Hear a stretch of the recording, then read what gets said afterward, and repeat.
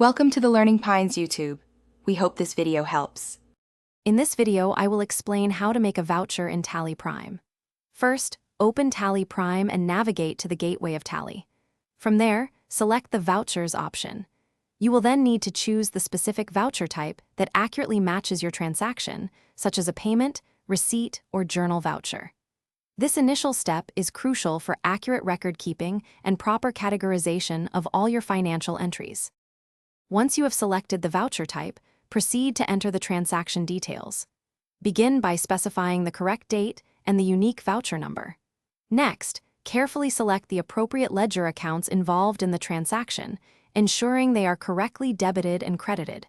For instance, a cash payment would involve a cash ledger and an expense ledger. Accurately input the corresponding debit and credit amounts to maintain balanced entries. After entering the financial figures, it is essential to add a clear narration. This brief description explains the purpose of the transaction, making it easier to understand later. For example, being payment for office supplies. Before saving, take a moment to review all the details you have entered to ensure accuracy. Once you are satisfied, simply press the Enter key or click Yes to successfully save your voucher entry in Tally Prime. Tally Prime provides a wide array of standard voucher types, typically more than 16, to cover various business transactions.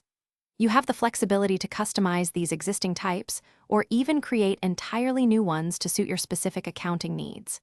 Furthermore, you can adjust the numbering methods for your vouchers, allowing for unique series like INV/001 for sales invoices or Pay/001 for payments. This ensures organized and distinct record keeping across all your financial activities. Thanks for watching. Consider subscribing if we helped you.